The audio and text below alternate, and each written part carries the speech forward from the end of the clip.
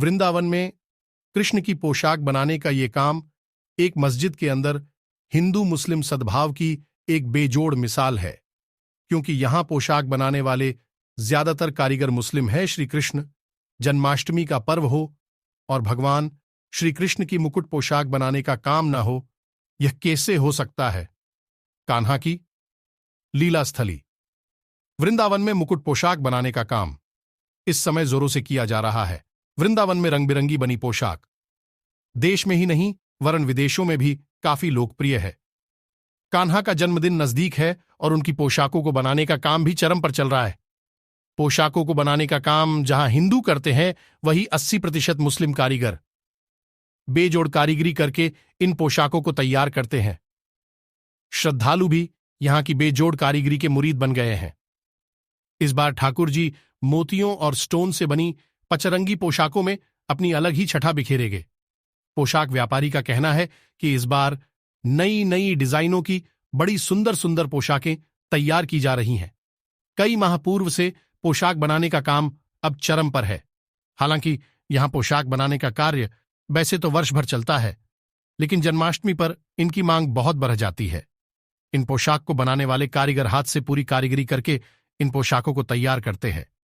कान्हा की लीला स्थली में जहां हिंदू कारीगर इस काम को करते हैं, वही धर्मम की बंदिशों को तोड़ते हुए वृंदावन के ज्यादातर मुस्लिम कारीगर पोशाक बनाने का काम करते हैं और सभी हिंदू धर्म की आस्था का ख्याल रखते हुए इस काम को अंजाम दे रहे हैं। वैसे तो वृंदावन में पूरे साल भर ही ये पोशाक बनाने का काम चलता रहता है, लेकिन जन्माष्टमी नजदीक आते आते ये अपने सबाब पर होता है और कारीगरों को दिन में 15 से 16 घंटे तक काम करना पड़ता है। वृंदावन में बनी पोशाकें देश ही नहीं विदेशों में भी भेजी जाती है। वृंदावन के कारीगर पूरी मेहनत से इन पोशाकों को तैयार कर एक मिसाल कायम करते हैं। ये पोशाकें 100 रुपए से लेकर हजारों रुपए तक कीमत तक की होती है।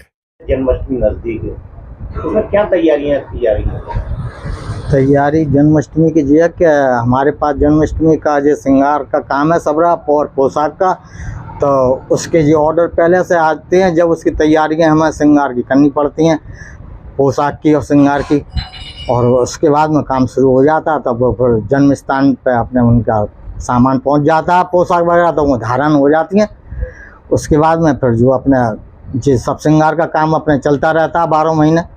कब से बात कर रहे हैं आप ये? जी हमारी 5 पीढ़ियाँ हो गई इस काम को करते करते। ठाकुर जी की पोशाक बनाते हुए श्रृंगार का काम करते करते 5 पीढ़ियाँ हो गई।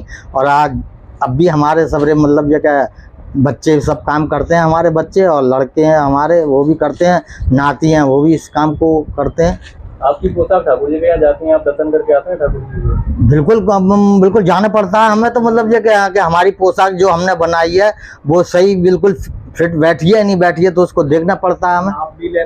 नाप भी लेना खुद जाएंगे उसका। और फिर जो यात्री वगैरह वहाँ पे आते जाते हैं, तो जो वहाँ के स्वामी हैं गोसाई जी, उनसे सबसे बेचारे उन्हें मालूम है कि पोशाक वो बनाते हैं सही, तो वहाँ पे आप उनसे बात कर लें तो वो बेचारे उनसे बात होती हैं, पोशाक उनको दिखा देते हैं डिजाइन, तो जो भी पसंद होता है उसके हिसाब से उनकी डिजाइन पसंद करके पोशाक उनकी बनाते हैं।